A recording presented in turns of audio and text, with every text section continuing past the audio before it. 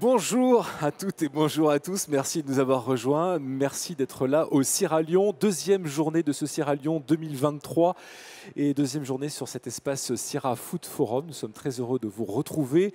Nous allons continuer à répondre à une question. Comment nourrir demain face aux enjeux climatiques, aux crises sanitaires et géopolitiques, face à la croissance démographique et au questionnement de la sobriété?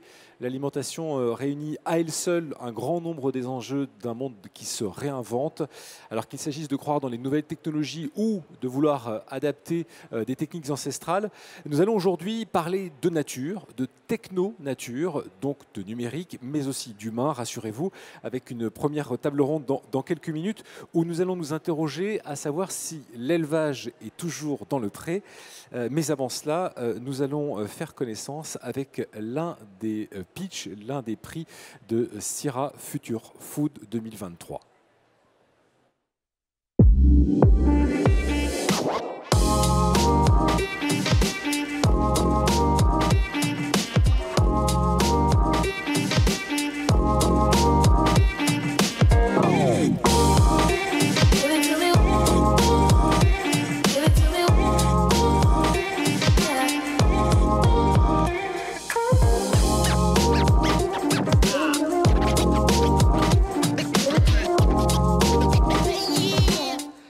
CIRA Future Food, nous allons découvrir l'un des lauréats de ces prix qui ont été remis donc pour ce CIRA Lyon 2023 dans la catégorie agriculture.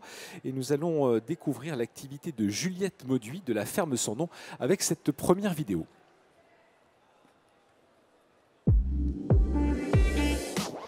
La ferme Sans Nom, c'est un projet agricole post-industriel qu'on a monté avec ma compagne Juliette en 2020, après 10 ans d'expérimentation sur l'autonomie alimentaire. Ce projet se divise en 3 axes. Le premier axe de ce projet, c'est la ferme vivrière, qui vise à répondre à nos besoins élémentaires, autant alimentaires qu'énergétiques. On élève nos animaux, on cultive nos plantes, on plante des arbres pour faire des fruits, pour faire du bois de chauffe. L'objectif, c'est d'arriver au maximum d'autoproduction possible pour des raisons écologiques. Le deuxième axe, c'est la semencerie artisanale. On cultive des semences pour les adapter à la culture sur sol vivant. Et à côté de ça, on les adapte à la culture au nord de la Loire, même si qui peut le moins, peut le plus dans notre cas. Donc c'est aussi adapté à la culture dans le sud de la France. Et la troisième partie de nos activités, c'est l'école paysanne de la ferme Sans Nom, dans laquelle on organise des formations, des stages, au cours desquels on transmet nos savoirs, nos savoir-faire pour aider des gens qui voudraient s'installer, que ce soit pour l'autoproduction ou pour lancer une activité économique. Au final, ce qu'on essaie de montrer, c'est qu'il peut exister des petites fermes sur lesquelles on peut travailler uniquement à la main, sans énergie fossile, qui soient rentables et qui soient écologiquement viables, c'est-à-dire qui améliorent les écosystèmes au lieu de les dégrader. Et on pense sincèrement que c'est ce type de ferme qui pourra continuer d'exister dans le futur.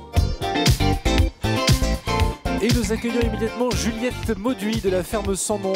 Voilà, lauréate du prix CIRA Future Food pour ce CIRA Lyon 2023 dans la catégorie agriculture. Vous pouvez vous asseoir à côté de moi si vous voulez, Juliette. Bonjour, soyez la bienvenue sur ce plateau.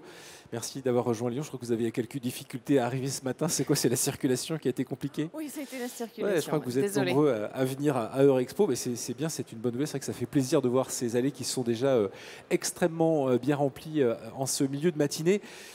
Bravo pour ce prix reçu. On a commencé à faire connaissance avec votre activité. C'est votre conjoint qu'on a vu à l'écran? Absolument. Okay. C'est lui qui est un peu à l'origine de la création de cette ferme, parce qu'il avait déjà une expérience sur la semencerie depuis 10 ans, donc c'est moi qui l'ai rejoint il y a 3 ans, oui, tout à fait. Donc elle existe depuis combien de temps, cette ferme? Alors officiellement, la ferme Sans Nom existe depuis 2020.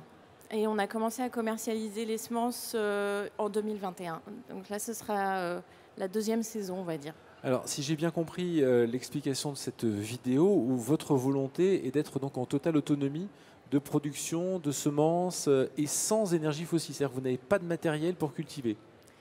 On a nos mains et puis des outils manuels qu'on retrouve en allant chercher dans des fermes des outils anciens en fait qui nous permettent de gérer la semencerie, le tri des graines et puis la culture aussi tout à la main effectivement.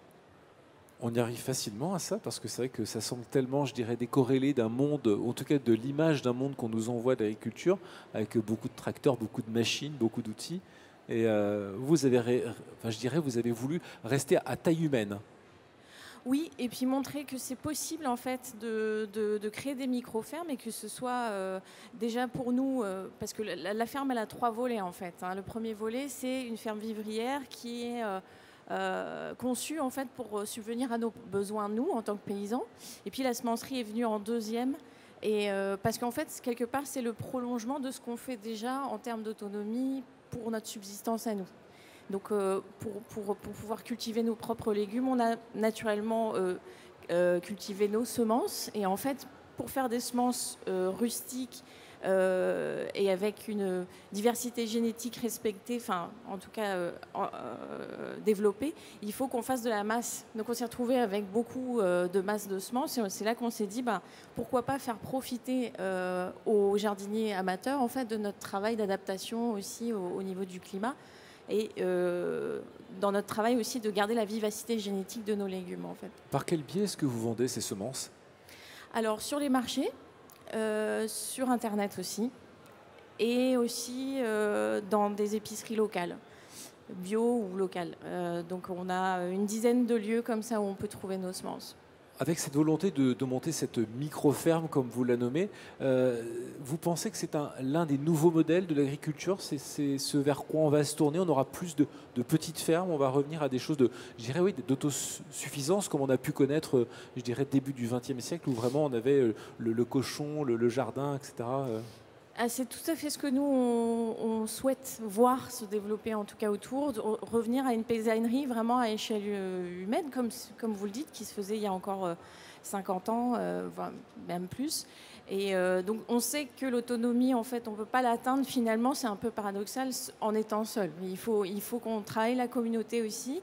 Nous, ce qu'on souhaite voir, c'est des semenciers un peu partout. Parce qu'aujourd'hui, la plupart des semenceries sont au sud de la Loire, donc c'est souvent un peu problématique pour les jardiniers du nord de la Loire parce qu'on a des semences qui sont brassées avec des lots qui viennent d'un peu partout et finalement une graine c'est quand même de la mémoire et donc elle va accumuler de la connaissance chaque année où elle va être cultivée et elle va accumuler des connaissances sur son terroir. Et donc nous on veut proposer aux jardiniers au nord de la Loire des semences qui ont de la mémoire du terroir normand déjà et puis après qui peut le plus, peut le moins, donc peut aussi se cultiver un peu partout. Ouais. Alors, dernière chose pour finir notre échange, ce que j'ai retenu aussi de la vidéo, c'est cette école. Donc vous avez aussi une école, donc vous avez la volonté de transmettre à la fois votre savoir-faire et aussi, j'imagine, votre philosophie et de pousser les gens à s'installer comme vous. Ça, c'est un volet très important. C'est presque 50-50. 50% la semencerie, 50% l'école paysanne. C'est surtout Sylvain, en fait, qui prend en charge les contenus pédagogiques parce qu'il est un excellent formateur. Il a vraiment ça dans le sang. Et nous, c'est aussi un biais par lequel on peut transmettre notre fil rouge, c'est-à-dire vraiment le travail sur sol vivant. Donc nous, on milite pour stopper le labour. C'est absolument nécessaire aujourd'hui pour qu'on continue à avoir de l'alimentation dans nos assiettes demain. Parce que 80% de la biodiversité se trouve dans les 40-50 premiers centimètres du sol. Hein. Donc si on laboure, on détruit ça. Et c'est eux qui font le sol dans lequel on peut cultiver. Donc ça, c'est vraiment très important pour nous de diffuser ce message-là. Et après, effectivement, dans les contenus pédagogiques, on va transmettre toutes les techniques paysannes qu'on utilise, évidemment sans énergie fossile au maximum. Ou si on a un peu de pétrole, on va le diriger encore vers des choses qui vont nous permettre de nous en passer demain. Voilà. Vous avez déjà formé beaucoup de gens? Alors c'est la première année qu'on a mis en place l'école.